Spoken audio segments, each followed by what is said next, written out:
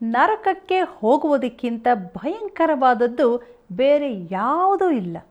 ನರಕದ ಬೆಂಕಿಯಿಂದ ತಪ್ಪಿಸಿಕೊಳ್ಳುವುದು ಅತಿ ಅಗತ್ಯ.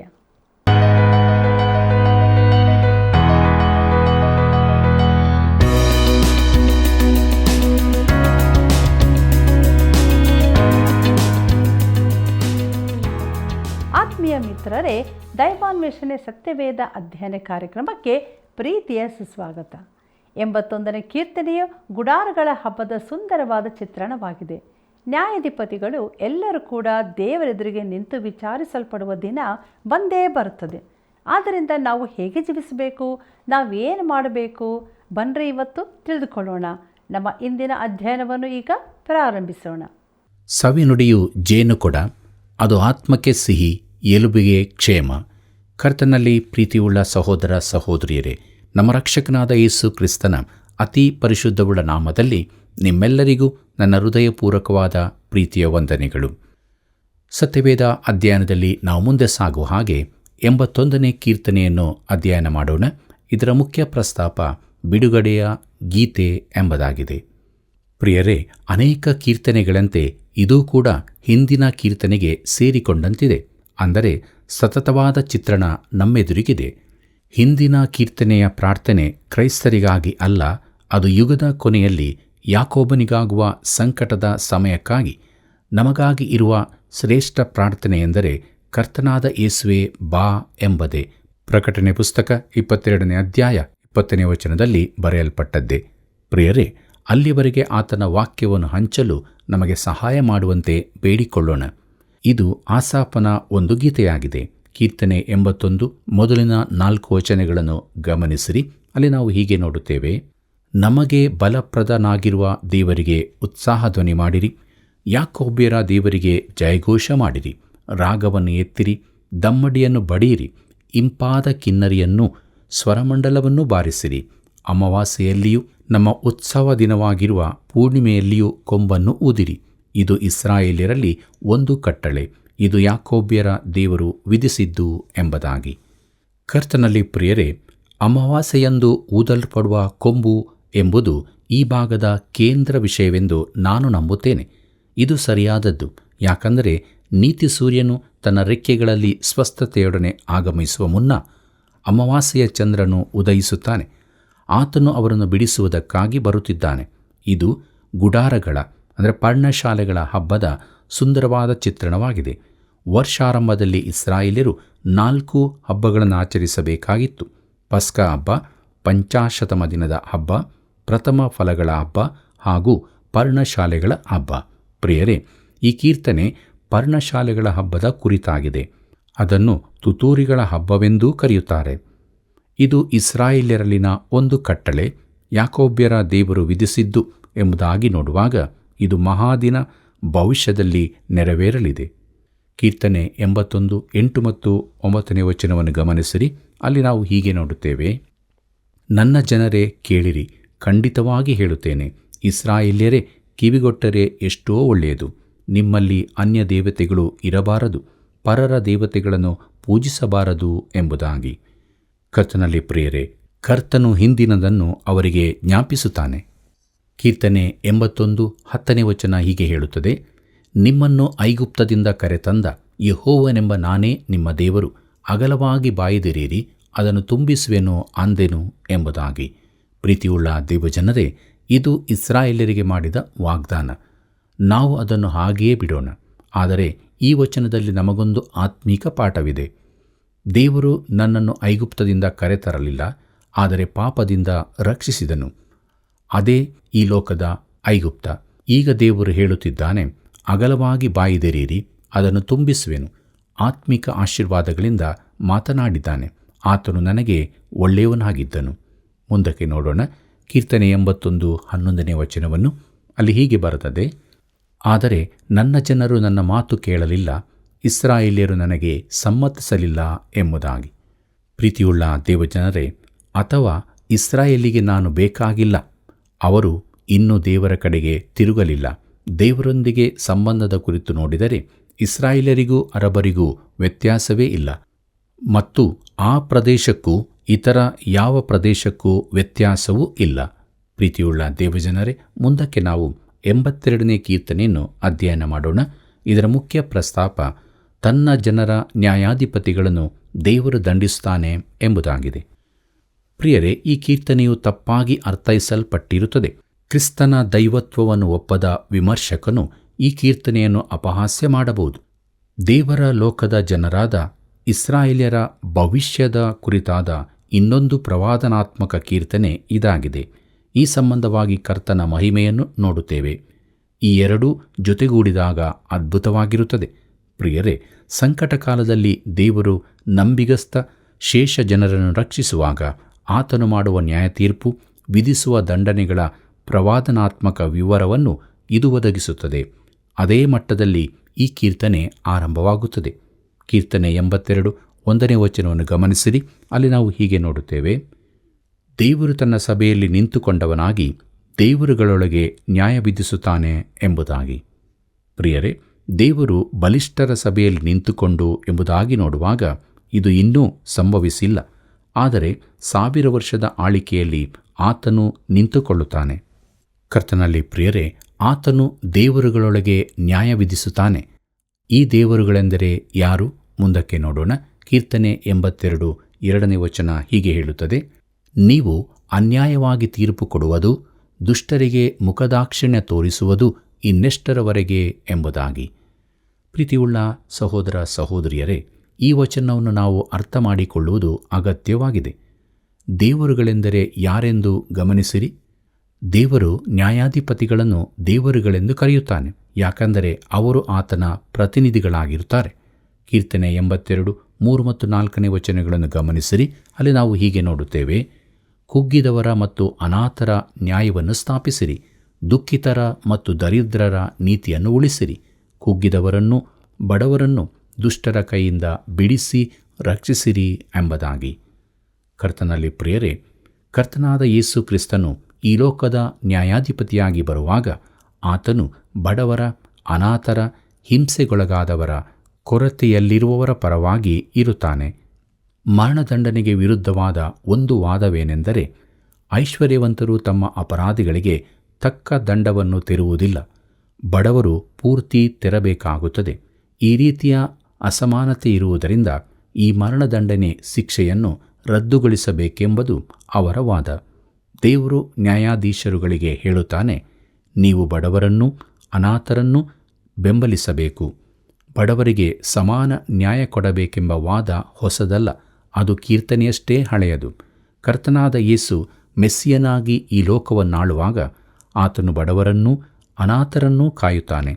ಈಗಿನ ನ್ಯಾಯಾಧಿಪತಿಗಳು ದೇವರ ಪ್ರತಿನಿಧಿಗಳಾಗಿದ್ದು ಅವರು ಕೂಡ ಹೀಗೆಯೇ ಮಾಡಬೇಕಾಗಿದೆ. ಕೀರ್ತನೆ 82 5ನೇ ವಚನ ಹೀಗೆ ಹೇಳುತ್ತದೆ: ಇವರು ಬುದ್ಧಿಹೀನರು, ವಿವೇಕಶೂನ್ಯರೂ ಆಗಿ ಅಂಧಕಾರದಲ್ಲಿ ಅಲೆಯುತ್ತಾರೆ, ಭೂಮಿಯ ಅಸ್ಥಿವಾರಗಳೆಲ್ಲ ಕದಲುತ್ತವೆ ಎಂಬುದಾಗಿ. ಕರ್ತನಲ್ಲಿ ಪ್ರೀತಿಯುಳ್ಳ ದೇವಜನರೇ, ಈ ದಿನಗಳಲ್ಲಿ ಜಗತ್ತು ಅಲುಗಾಡಿಸಲ್ಪಟ್ಟಿದೆ, ಪರಿಸ್ಥಿತಿಗಳು ಅಡಿಮೇಲಾಗಿವೆ. ದೊಡ್ಡದಾದ ಸಮಸ್ಯೆ ಲೋಕದ ನ್ಯಾಯಾಧಿಪತಿಗಳೇ ಆಗಿದ್ದಾರೆ. ಒಬ್ಬ ನ್ಯಾಯಾಧಿಪತಿಯು ಪಿಲಾತನಂತಾಗಿ ತನ್ನ ಕೈಗಳನ್ನು ತೊಳಕೊಂಡು, ಈ ರೀತಿ ಜನರನ್ನು ಕೊಲ್ಲುವ ಅನಾಗರಿಕ ವಿಧಾನ ನನಗೆ ಒಪ್ಪಿಗೆಯಿಲ್ಲ ಎಂದು ಹೇಳುವುದು ಸುಲಭ. ಹಾಗೆ ಮಾಡಿದರೆ ತಾನು ತಪ್ಪಿಸಿಕೊಳ್ಳಬಹುದೆಂದು ನೆನೆಸುತ್ತಾನೆ. ಆದರೆ ನ್ಯಾಯವಿಧಿಗಳನ್ನು ಮೀರಿದವರು ಅವರ ಮುಂದೆ ಬರುವಾಗ ನ್ಯಾಯವು ಕುರುಡಾಗಿದೆ ಎಂಬುದನ್ನು ಅವನು ನೆನಪಿನಲ್ಲಿಡಬೇಕು.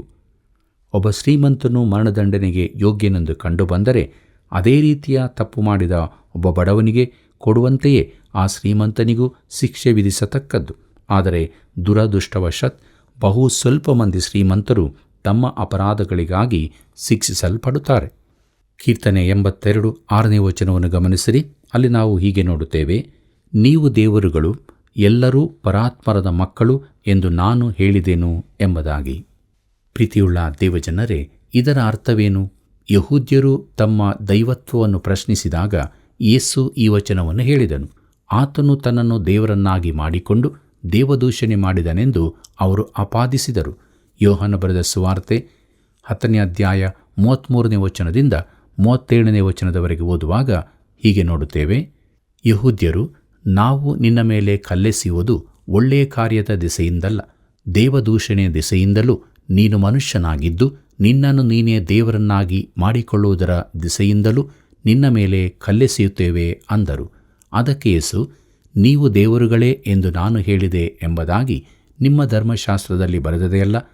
ಶಾಸ್ತ್ರವು ಸುಳ್ಳಾಗಲಾರದಷ್ಟೇ. ಹಾಗಾದರೆ ದೇವರ ವಾಕ್ಯವನ್ನು ಹೊಂದಿದವರನ್ನು ದೇವರುಗಳೆಂದು ಆತನು ಹೇಳಿರುವಲ್ಲಿ, ತಂದೆಯು ಪ್ರತಿಷ್ಠೆ ಮಾಡಿ ಲೋಕಕ್ಕೆ ಕಳುಹಿಸಿ ಕೊಟ್ಟವನಾದ ನಾನು ದೇವರ ಮಗನಾಗಿದ್ದೇನೆಂದು ಹೇಳಿದ್ದಕ್ಕೆ ನೀನು ದೇವದೂಷಣೆ ಮಾಡುತ್ತೀ ಅನ್ನುತ್ತೀರೋ? ನಾನು ನನ್ನ ತಂದೆಯ ಕ್ರಿಯೆಗಳನ್ನು ಮಾಡದಿದ್ದರೆ ನನ್ನ ಮಾತನ್ನು ನಂಬಬೇಡಿರಿ ಎಂಬುದಾಗಿ. ಕರ್ತನಲ್ಲಿ ಪ್ರಿಯರೇ, ಈಗ ಯೆಹೂದ್ಯರು ನ್ಯಾಯಾಧಿಪತಿಗಳಾಗಿದ್ದಾರೆಂದು, ಒಬ್ಬನು ನ್ಯಾಯಾಧಿಪತಿಯ ಸ್ಥಾನದಲ್ಲಿ ಕುಳಿತಿರುವಾಗ ಅವನು ದೇವರ ಸ್ಥಾನದಲ್ಲಿದ್ದಾನೆಂದು ಯೇಸು ಹೇಳುತ್ತಾನೆ. ಅನೇಕ ಭಕ್ತರು ಇಂತಹ ತಪ್ಪುಗಳನ್ನು ಮಾಡಿದ್ದಾರೆ. ಅವರು ಇತರ ದೇವಭಕ್ತರನ್ನು ನ್ಯಾಯ ತೀರಿಸಲು ಹೋಗುತ್ತಾರೆ. ಪ್ರಿಯ ಮಿತ್ರನೇ, ನೀನು ಯಾರನ್ನಾದರೂ ತೀರ್ಪು ಮಾಡಲು ತೊಡಗಿದಾಗ ನೀನು ದೇವರ ಪರವಾಗಿ ಕಾರ್ಯ ಮಾಡುವವನಾಗುತ್ತಿ ಮತ್ತು ನ್ಯಾಯ ವಿಚಾರಿಸುವ ಕಾರ್ಯದಲ್ಲಿ ನೀನು ಒಬ್ಬ ದೇವರಾಗುತ್ತಿ. ದೇವರಿಲ್ಲದ ಅನೇಕರು ಉನ್ನತ ಸ್ಥಾನಗಳಿಗಾಗಿ ಆಶಿಸುವಾಗ ನನಗೆ ಭಯವಾಗುತ್ತದೆ. ದೇವರ ವಾಕ್ಯದ ಮೇಲೆ ಸ್ಥಾಪಿತವಾದ ರಾಷ್ಟ್ರದ ಕುರಿತಾಗಿ ಅವರಿಗೆ ಏನೂ ತಿಳಿದಿರುವುದಿಲ್ಲ. ರಾಷ್ಟ್ರ ಸ್ಥಾಪನೆಯ ಆತ್ಮಿಕ ಅಸ್ತಿವಾರದ ಕುರಿತು ಅವರಿಗೇನೂ ಗೊತ್ತಿಲ್ಲ. ಪ್ರಿಯ ಸ್ನೇಹಿತನೇ, ನೀನು ಯಾರ ಮೇಲಾದರೂ ನ್ಯಾಯ ವಿಚಾರಿಸುವಾಗ ದೇವರ ಸ್ಥಾನದಲ್ಲಿ ಇರುತ್ತಿ. ಹೆತ್ತವರು ಇದನ್ನು ಗಮನಿಸಬೇಕು. ಮನೆಯೊಂದರಲ್ಲಿ ಬೆಳೆಯುತ್ತಿರುವ ಚಿಕ್ಕ ಹುಡುಗನ ಕುರಿತಾಗಿ ದೇವರು ಏನು ಹೇಳುತ್ತಾನೆ? ಕೊಲೊಸ್ಸೆಯವರಿಗೆ ಬರೆದ ಪತ್ರಿಕೆ 3ನೇ ಅಧ್ಯಾಯ 20ನೇ ವಚನ ಹೀಗೆ ಹೇಳುತ್ತದೆ, ಮಕ್ಕಳೇ, ಎಲ್ಲ ವಿಷಯಗಳಲ್ಲಿ ನಿಮ್ಮ ತಂದೆಯ ತಾಯಿಗಳ ಮಾತನ್ನು ಕೇಳಿರಿ, ಇದು ಕರ್ತನ ದೃಷ್ಟಿಯಲ್ಲಿ ಮೆಚ್ಚುಗೆಯಾಗಿದೆ ಎಂಬುದಾಗಿ. ಆದರೆ ಆ ಬಾಲಕನ ಹೆತ್ತವರು ಸರಿಯಾದದ್ದು ಯಾವುದೆಂದು ಅವನಿಗೆ ತಿಳಿ ಹೇಳಿರದಿದ್ದರೆ? ಇಂಥ ಅನೇಕ ಹೆತ್ತವರಿದ್ದಾರೆ. ಮಕ್ಕಳನ್ನು ಸರಿಯಾದ ಮಾರ್ಗದಲ್ಲಿ ಬೆಳೆಸುವುದಿಲ್ಲ. ದೇವರು ಹೇಳುತ್ತಾನೆ, ನಾನು ಅವರನ್ನು ಲೆಕ್ಕ ಕೇಳುತ್ತೇನೆ, ಅವರು ನನ್ನ ಸ್ಥಾನದಲ್ಲಿರುತ್ತಾರೆ. ಯಾಕಂದರೆ ನಾನು ಆ ಹುಡುಗನಿಗೆ, ಮಗನೇ, ನಿನ್ನ ತಂದೆಯ ಉಪದೇಶವನ್ನು ಕೇಳು, ತಾಯಿಯ ಬೋಧನೆಯನ್ನು ತೊರೆಯಬೇಡ ಎಂದು ಹೇಳಿದ್ದೇನೆ. ಇದನ್ನು ಜ್ಞಾನೋಕ್ತಿ 1ನೇ ಅಧ್ಯಾಯ 8ನೇ ವಚನದಲ್ಲಿ ಓದುತ್ತೇವೆ. ಕರ್ತನಲ್ಲಿ ಪ್ರಿಯರೇ, ತಮ್ಮ ಮಕ್ಕಳನ್ನು ದೇವರಿಗಾಗಿ ಸರಿಯಾದ ದಾರಿಯಲ್ಲಿ ನಡೆಸದ ಹೆತ್ತವರನ್ನು ದೇವರೇ ಕರುಣಿಸಲಿ. ಒಬ್ಬರು ಈ ರೀತಿ ಕೇಳಿದ್ದಾರೆ, ನರಕಕ್ಕೆ ಹೋಗುವುದಕ್ಕಿಂತ ಭಯಂಕರವಾದದ್ದು ಯಾವುದು ಎಂದು. ಅನೇಕ ವರ್ಷಗಳ ಹಿಂದೆ ದಕ್ಷಿಣ ಭಾಗದ ಶ್ರೇಷ್ಠ ಬೋಧಕರೊಬ್ಬರು ಹೀಗೆ ಉತ್ತರಿಸಿದರು, ನರಕಕ್ಕೆ ಹೋದಲ್ಲಿ ನಿನ್ನ ಮಗನ ಸ್ವರ ಕೇಳಿ, ಮಗನೇ, ನೀನು ಇಲ್ಲೇನು ಮಾಡುತ್ತಿದ್ದೀ ಎಂದು ಕೇಳಿದಾಗ ಅವನ ಉತ್ತರ, ಅಪ್ಪ, ನಾನು ನಿನ್ನನ್ನೇ ಹಿಂಬಾಲಿಸಿದೆ ಎಂಬುದೇ ಆಗಿದೆ. ಎಂಥ ದುರದೃಷ್ಟಕರವಾದ ವಿಷಯ ನೋಡಿರಿ. ಪ್ರೀತಿಯುಳ್ಳ ದೇವಜನರೇ, ಇದೊಂದು ಅತಿ ವಿಶೇಷವಾದ ಕೀರ್ತನೆಯಾಗಿದೆ. ದೇವರು ನ್ಯಾಯಾಧಿಪತಿಗಳಿಗೆ ಹೇಳುತ್ತಾನೆ, ನೀವು ಸರಿಯಾದ ತೀರ್ಪು ಕೊಡುವಂತೆ ನೋಡಿಕೊಳ್ಳಿರಿ. ನೀವು ದೇವರುಗಳಾಗಿದ್ದೀರಿ, ನೀವೆಲ್ಲರೂ ಮಹೋನ್ನತನ ಮಕ್ಕಳಾಗಿದ್ದೀರಿ ಎಂಬುದಾಗಿ. ಕೀರ್ತನೆ 82 7ನೇ ವಚನವನ್ನು ಗಮನಿಸಿರಿ. ಅಲ್ಲಿ ನಾವು ಹೀಗೆ ನೋಡುತ್ತೇವೆ, ಆದರೂ ನರರಂತೆ ಸತ್ತೇ ಹೋಗುವಿರಿ, ಪ್ರತಿಯೊಬ್ಬ ಪ್ರಭುವಿನಂತೆ ನೀವೆಲ್ಲರೂ ಬಿದ್ದು ಹೋಗುವಿರಿ ಎಂಬುದಾಗಿ. ಪ್ರೀತಿಯುಳ್ಳ ದೇವಜನರೇ, ದೇವರ ಸ್ಥಾನದಲ್ಲಿ ನಿಂತಿರುವ ನ್ಯಾಯಾಧಿಪತಿಗಳಿಗೆ ಅವರು ಮಾನವ ಮಾತ್ರರೆಂಬುದನ್ನು ತಿರುಗಿ ನೆನಪಿಸುತ್ತಾನೆ. ಅವರು ದೇವರೆದುರಿಗೆ ನಿಂತು ವಿಚಾರಿಸಲ್ಪಡುವ ದಿನ ಬಂದೇ ಬರುತ್ತದೆ.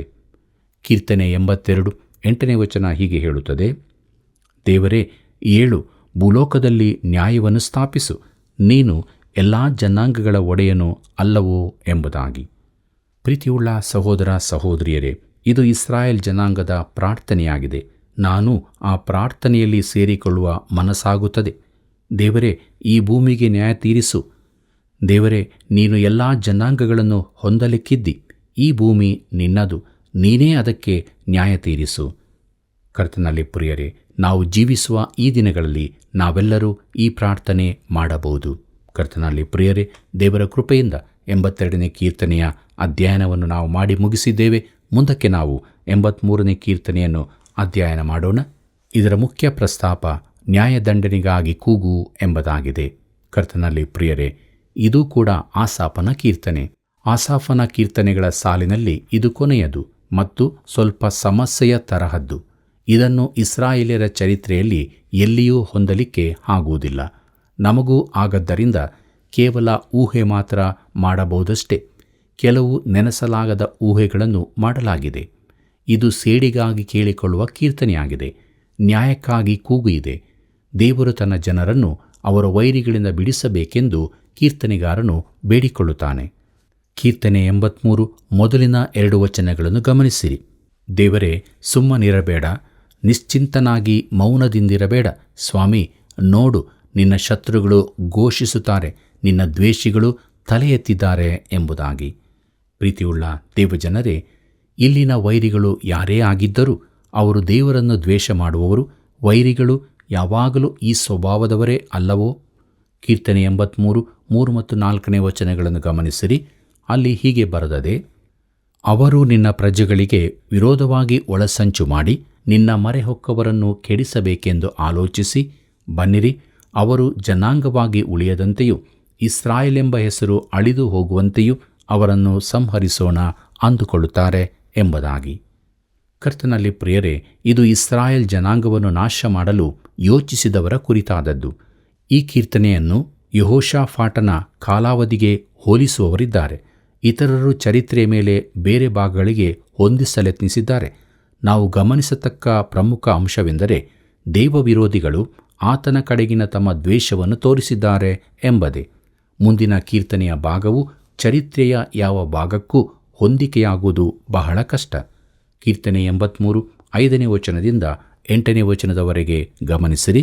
ಅಲ್ಲಿ ನಾವು ಹೀಗೆ ನೋಡುತ್ತೇವೆ: ಏದೋಮ್ಯರ ಮತ್ತು ಇಸ್ಮಾಯೇಲ್ಯರ ಪಾಳೆಯಗಳವರು, ಮೋವಾಬ್ಯರು, ಹಗ್ರಿಯರು, ಗೆಬಾಲ್ಯರು, ಅಮೋನ್ಯರು, ಅಮಲೇಕ್ಯರು, ಫಿಲಿಷ್ಟಿಯರು, ತೂರ್ ಸಂಸ್ಥಾನದವರು ಇವರೆಲ್ಲ ಏಕಮನಸ್ಸಿನಿಂದ ಕೂಡಿ ನಿನಗೇ ವಿರುದ್ಧವಾಗಿ ಒಳಸಂಚು ಮಾಡುತ್ತಾರಲ್ಲ. ಅಶೂರ್ಯರು ಇವರೊಡನೆ ಕೂಡಿಕೊಂಡು ಲೋಟನ ವಂಶದವರಿಗೆ ಭುಜವಾಗಿದ್ದಾರೆ ಎಂಬುದಾಗಿ. ಕರ್ತನಲ್ಲಿ ಪ್ರಿಯರೇ, ಲೋಟನ ವಂಶದವರೆಂದರೆ ಮೆಕಾಬ್ಯರು, ಅಮ್ಮೋನಿಯರು. ದೇವರ ವಾಕ್ಯದ ಈ ಭಾಗದಲ್ಲಿರುವ ಹೆಸರುಗಳೆಲ್ಲವೂ ದೇವರ ವಿರೋಧಿಗಳದ್ದಾಗಿದೆ. ಚರಿತ್ರೆಯ ಯಾವ ಭಾಗಕ್ಕೂ ಅವರು ಸರಿಹೊಂದುವಂತೆ ಕಾಣುತ್ತಿಲ್ಲ. ಇದರಿಂದಾಗಿ ಇದು ಒಂದು ವಿಶೇಷವಾದ ಭಾಗವಾಗಿದೆ. ಯಾಕೆಂದರೆ ಈ ವಚನಗಳು ಭವಿಷ್ಯಕ್ಕೆ ಕುರಿತಾಗಿರುವಂತೆ ಕಾಣುತ್ತಿವೆ. ಒಂದು ಕಾಲದಲ್ಲಿ ಅಸ್ತಿತ್ವದಲ್ಲಿಲ್ಲದ ಈ ಜನಾಂಗಗಳೆಲ್ಲ ಪುನಃ ಕಾಣಿಸಿಕೊಳ್ಳಬಹುದೆಂಬಂತೆ ತೋರುತ್ತದೆ. ಕರ್ತನಲ್ಲಿ ಪ್ರಿಯರೇ, ಪ್ರಸ್ತುತ ಸಮಯದಲ್ಲಿ ಇಸ್ರಾಯೇಲು ಅರಬ್ ರಾಷ್ಟ್ರಗಳಿಂದ ಸುತ್ತುವರಿದಿದ್ದು ಅವರೆಲ್ಲರೂ ಅರಬರಾಗಿ ಸೇರಿರದೆ ಮುಸ್ಲಿಮರೆಂಬುದಾಗಿ ಒಟ್ಟು ಸೇರಿರುತ್ತಾರೆ. ಅವರು ಇಸ್ರಾಯೇಲ್ ದೇಶಕ್ಕೆ ವೈರಿಗಳಾಗಿದ್ದಾರೆ. ಈ ವಚನದಲ್ಲಿ ಹೇಳಲ್ಪಟ್ಟ ಹೆಸರಿನ ಜನಾಂಗಗಳು ಕಡೇ ಕಾಲದಲ್ಲಿ ಅಸ್ತಿತ್ವಕ್ಕೆ ಬರಬಹುದು. ಅವುಗಳು ಈಗ ಅಸ್ತಿತ್ವದಲ್ಲಿಲ್ಲ. ಬೇರೆ ಯಾವ ದೇಶಗಳಿಗೂ ಸೇರಿದವರಾಗಿಯೂ ಇರುವುದಿಲ್ಲ. ಈ ಕಾರಣಕ್ಕಾಗಿ 83ನೇ ಕೀರ್ತನೆಯು ವಿಶಿಷ್ಟವಾದ ಭಾಗವಾಗಿರುತ್ತದೆ. ಪ್ರೀತಿಯುಳ್ಳ ದೇವಜನರೇ, ಕೀರ್ತನೆಯ ಉಳಿದ ಭಾಗವು ಪ್ರತಿಕಾರದ ಪ್ರಾರ್ಥನೆಯಾಗಿದೆ. ಅದು ದೇವರ ದಂಡನೆಗಾಗಿ ಬೇಡಿಕೊಳ್ಳುತ್ತದೆ. ಹಿಂದೆ ನೀನು ಮಾಡಿದಂತೆ ಈಗಲೂ ದಂಡಿಸು ಎಂದು ಕೀರ್ತನೆಗಾರನು ಹೇಳುವುದರಿಂದ ಅದು ಹಿಂದಿನದನ್ನು ಸ್ಮರಿಸಿಕೊಳ್ಳುವಂತಿದೆ. ಕೀರ್ತನೆ 83 9 ಮತ್ತು 10ನೇ ವಚನಗಳನ್ನು ಗಮನಿಸಿರಿ. ಅಲ್ಲಿ ಹೀಗೆ ಬರೆದದೆ: ನೀನು ಮಿದ್ಯಾನ್ಯರನ್ನು ಸಂಹರಿಸಿದಂತೆ ಇವರನ್ನೂ ಸಂಹರಿಸು. ಕಿಶೋನ್ ಹಳ್ಳದ ಬಳಿಯಲ್ಲಿ ಸೀಸೇರ ಯಾಬೀನ್ ಎಂಬವರಿಗೆ ಮಾಡಿದಂತೆ ಇವರಿಗೂ ಮಾಡು. ಅವರು ಎಂದೋರಿನಲ್ಲಿ ವಧಿಸಲ್ಪಟ್ಟು ಹೊಲದ ಗೊಬ್ಬರವಾಗಿ ಹೋದರಲ್ಲ ಎಂಬುದಾಗಿ. ಪ್ರೀತಿಯುಳ್ಳ ದೇವಜನರೇ, ದೇವರು ಆ ಜನಾಂಗಗಳನ್ನೆಲ್ಲ ಹೀಗೆ ದಂಡಿಸಿದನೆಂದು ಯೆಹೋಶುವನ ಪುಸ್ತಕದಲ್ಲಿ ನೋಡುತ್ತೇವೆ. ಭವಿಷ್ಯದಲ್ಲಿ ದೇವರು ಆ ರೀತಿಯಾಗಿ ದಂಡಿಸುವುದಿಲ್ಲವೆಂದು ಕೆಲವರು ಹೇಳುವವರಿದ್ದಾರೆ. ಇದು ಸತ್ಯವೋ? ಆತನು ಹಿಂದೆ ಈ ರೀತಿ ದಂಡಿಸಿದ್ದಾನೆ. ದೇವರು ಬದಲಾಗಲಿಲ್ಲ. ಆತನು ಹಿಂದೆ ಮಾಡಿದ್ದನ್ನು ಭವಿಷ್ಯದಲ್ಲೂ ಮಾಡಬಲ್ಲನು. ಈ ಕಾರಣಕ್ಕಾಗಿ ಇದು ಮನಮುಟ್ಟುವ ಭಾಗವಾಗಿದೆ. ಪ್ರೀತಿಯುಳ್ಳ ಸಹೋದರ ಸಹೋದರಿಯರೇ, ಈಗಿನ ಕಾಲದ ವಿಶ್ವಾಸಿಗಳಾದ ನಾವು ಈ ರೀತಿಯಾಗಿ ಪ್ರಾರ್ಥಿಸತಕ್ಕದಲ್ಲವೆಂಬುದನ್ನು ನೆನಪಿಗೆ ತರುತ್ತೇನೆ. ನಾವು ನಮ್ಮ ವೈರಿಗಳಿಗೋಸ್ಕರ ಪ್ರಾರ್ಥಿಸಬೇಕಾಗಿದೆ. ಅವರನ್ನು ದೇವರು ಶಿಕ್ಷಿಸಬೇಕೆಂದಲ್ಲ, ಅವರು ಪರಿವರ್ತನೆಯಾಗಬೇಕೆಂದು, ದೇವರ ಕಡೆಗೆ ತಿರುಗಿಕೊಳ್ಳಬೇಕೆಂದು. ಪ್ರಿಯರೇ, ಇದು ಇಸ್ರಾಯೇಲ್ಯರು ಮಾಡಬೇಕಾದ ಪ್ರಾರ್ಥನೆಯಾಗಿದೆ. ಕೀರ್ತನೆ 83 13ನೇ ವಚನ ಹೀಗೆ ಹೇಳುತ್ತದೆ: ನನ್ನ ದೇವರೇ, ಅವರನ್ನು ಗಾಳಿಯಲ್ಲಿ ಸುತ್ತಿಯಾಡುವ ಧೂಳಿನಂತೆಯೂ ಹಾರಿ ಹೋಗುವ ಹೊಟ್ಟಿನಂತೆಯೂ ಮಾಡು ಎಂಬುದಾಗಿ. ಕರ್ತನಲ್ಲಿ ಪ್ರಿಯರೇ, ತೆನೆಯನ್ನು ಬಡಿದು ಕಾಳನ್ನು ಹೊಟ್ಟನ್ನು ಬೇರ್ಪಡಿಸುವ ದೊಡ್ಡ ಗಾಲಿ ಎತ್ತುಗಳಿಂದ ಎಳೆಯಲ್ಪಡುವುದರ ಚಿತ್ರ ನೆನಪಿದೆಯೋ? ಕೀರ್ತನೆಗಾರನು ಹೇಳುತ್ತಾನೆ, ದೇವರೇ, ನಮ್ಮ ಶತ್ರುಗಳನ್ನು ಹಾಗೆ ಮಾಡು ಎಂಬುದಾಗಿ. ಮುಂದಕ್ಕೆ ನೋಡೋಣ. ಕೀರ್ತನೆ 83:14 ವಚನವನ್ನು. ಅಲ್ಲಿ ಹೀಗೆ ಬರೆದದೆ, ನೀನು ಕಾಡನ್ನು ಸುಟ್ಟು ಬಿಡುವ ಬೆಂಕಿಯಂತೆಯೂ ಪರ್ವತಗಳನ್ನು ದಹಿಸಿಬಿಡುವ ಜ್ವಾಲೆಯಂತೆಯೂ ಇದ್ದು ಎಂಬುದಾಗಿ. ಅಂದರೆ ಕಾಡ್ಗಿಚ್ಚಿನಂತೆ ಅವರನ್ನು ದಹಿಸು. ಪ್ರಿಯರೇ, ಕೊನೆಯ ಭಾಗವನ್ನು ಗಮನಿಸಿರಿ. ಕೀರ್ತನೆ 83:18 ವಚನ ಹೀಗೆ ಹೇಳುತ್ತದೆ, ಆಗ ಯೆಹೋವ ನಾಮದಿಂದ ಪ್ರಸಿದ್ಧನಾದ ನೀನೊಬ್ಬನೇ ಭೂಲೋಕದಲ್ಲೆಲ್ಲ ಸರ್ವೋನ್ನತನೆಂದು ಗ್ರಹಿಸುವರು ಎಂಬುದಾಗಿ.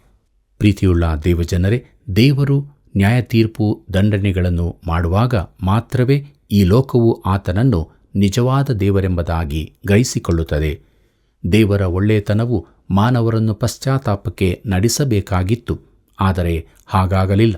ದೇವರ ಇರುವಿಕೆ, ಆತನ ವ್ಯಕ್ತಿತ್ವಗಳ ಬೋಧ ಮಾನವರಿಗೆ ಉಂಟಾಗಿದ್ದರೆ ಅವರು ದೇವರ ಬಳಿಗೆ ನಡೆಸಲ್ಪಡುತ್ತಿದ್ದರು. ಆದರೆ ಅವರು ನಿಜವಾಗಿ ದೇವರಿಂದ ದೂರವೇ ಹೋಗುತ್ತಿದ್ದಾರೆ. ನಾವು ಈಗ ಸಮೃದ್ಧ ರಾಷ್ಟ್ರವಾಗಿದ್ದೇವೆ. ನಾವು ಹಿಂದುಳಿದವರಾಗಿದ್ದು ನಮ್ಮ ಅಸ್ತಿತ್ವಕ್ಕಾಗಿ ಹೋರಾಡುತ್ತಾ ಇರಬೇಕಿದ್ದಾಗ ದೇವರ ಮೇಲೆ ಆತುಕೊಂಡಿದ್ದೆವು. ಆದರೆ ಈಗ ಆತನ ಅಗತ್ಯವಿಲ್ಲವೆಂದು ನೆನೆಸುತ್ತೇನೆ. ಆದರೂ ನಮಗೆ ಆತನು ಅತಿ ಅವಶ್ಯವಾಗಿರಬೇಕೆಂದು ನನ್ನ ಅನಿಸಿಕೆ. ಪ್ರೀತಿಯುಳ್ಳ ಸಹೋದರ ಸಹೋದರಿಯರೇ, ನಮ್ಮ ಬಗ್ಗೆ ಏನು? ನಾವು ದೇವರನ್ನೇ ಆತುಕೊಂಡು ಜೀವಿಸುತ್ತಾ ಇದ್ದೇವೆಯೋ ಅಥವಾ ದೇವರಿಂದ ದೂರವಾಗಿದ್ದೇವೆಯೋ? ದೇವರ ಒಳ್ಳೆಯತನವನ್ನು ನೆನಪು ಮಾಡಿಕೊಳ್ಳೋಣ. ಆತನ ವಾಕ್ಯಕ್ಕೆ ವಿಧೇಯರಾಗೋಣ. ಯೇಸು ಕ್ರಿಸ್ತನನ್ನು ಸ್ವಂತ ರಕ್ಷಕನಾಗಿ ಅಂಗೀಕಾರ ಮಾಡಿಕೊಂಡು ಪಾಪ ಪರಿಹಾರದ ನಿಶ್ಚಯತ್ವವನ್ನು ಹೊಂದಿದವರಾಗಿ ನಿತ್ಯ ಜೀವದ ನಿರೀಕ್ಷೆಯಲ್ಲಿ ಜೀವಿಸೋಣ. ಆತನ ಬರೋಣದಲ್ಲಿ ಆತನೊಂದಿಗೆ ಸೇರೋಣ. ಹೀಗಾಗುವಂತೆ ದೇವರು ತಾನೇ ಸಹಾಯ ಮಾಡಿ ನಡೆಸಲಿ. ಕರ್ತನ ಕೃಪೆಯು ಸದಾ ನಿಮ್ಮ ಸಂಗಡ ಇರಲಿ. ಪ್ರಿಯರೇ, ದೇವರು ನ್ಯಾಯ ತೀರ್ಪಿನ ದಂಡನೆಗಳನ್ನು ಮಾಡುವಾಗ ಮಾತ್ರವೇ ಈ ಲೋಕವು ಆತನನ್ನು ಕಂಡುಕೊಳ್ಳುತ್ತದೆ. ಇದು ನಿಜವಾದದ್ದು. ನಾವಾದರೂ ಆತನನ್ನು ತಿಳಿದುಕೊಂಡಿರುವುದರಿಂದ ಆತನ ವಾಕ್ಯಕ್ಕೆ ವಿಧೇಯರಾಗಿರೋಣ. ಪರಿಶುದ್ಧಾತ್ಮನ ಬಲದೊಂದಿಗೆ ಜಯಭರಿತವಾದ ಜೀವಿತವನ್ನು ಜೀವಿಸಿ ದೇವರನ್ನು ಘನಪಡಿಸೋಣ. ಬನ್ನಿರಿ, ಪ್ರಾರ್ಥನೆಯನ್ನು ಮಾಡೋಣ. ಜಯದ ಜೀವಿತವನ್ನು ಕೊಡುವಂಥ ಅವಕಾಶವನ್ನು ಮಾಡಿಕೊಟ್ಟಂಥ ನಮ್ಮ ಪ್ರೀತಿಯ ತಂದೆಯಾದ ದೇವ, ನಿನ್ನ ನಾಮಕ್ಕೆ ಸ್ತೋತ್ರ. ಈ ಲೋಕದಲ್ಲಿ ನರಕಕ್ಕೆ ಯಾರೂ ಹೋಗಬಾರದು ಕರ್ತನೆ. ಅದು ಸೈತಾನನಿಗೆ ನೇಮಿಸಲ್ಪಟ್ಟಂಥ ಒಂದು ಜಾಗ. ಪ್ರಿಯ ಬಾಂಧವರು ವಾಕ್ಯವನ್ನು ಕೇಳುವಾಗ ಅವರ ಆತ್ಮೀಯ ಕಣ್ಣನ್ನು ತೆರೆ. ಕ್ರಿಸ್ತನನ್ನು ಅರಿತುಕೊಳ್ಳುವಂತೆ ಸಹಾಯ ಮಾಡು. ರಕ್ಷಣೆ ಮಾರ್ಗಕ್ಕೆ ಬರುವಂತೆ ಕೃಪೆ ತೋರಿಸು. ಎಲ್ಲರೂ ಕೂಡ ಪರಲೋಕ ರಾಜ್ಯಕ್ಕೆ ಬಾಧ್ಯರಾಗಬೇಕು ಸ್ವಾಮಿ. ಇದೇ ನಮ್ಮ ದೀನ ಪ್ರಾರ್ಥನೆ. ಯೇಸುವಿನ ನಾಮದಲ್ಲಿ ಕೇಳು, ಆಮೇನ್. ಪ್ರಿಯ ವೀಕ್ಷಕರೇ, ದೇವರ ಪ್ರೀತಿ ಕರುಣೆಯನ್ನು ತಿಳಿದಿರುವ ನೀವು ಇತರರು ನರಕ ದಂಡನೆಯಿಂದ ತಪ್ಪಿಸಿಕೊಳ್ಳಲು ಪ್ರಾರ್ಥಿಸಿರಿ. ಈ ಸೇವೆಯ ಬಗ್ಗೆ ತಿಳಿಸಿರಿ. ಮತ್ತೆ ಭೇಟಿಯಾಗೋಣ.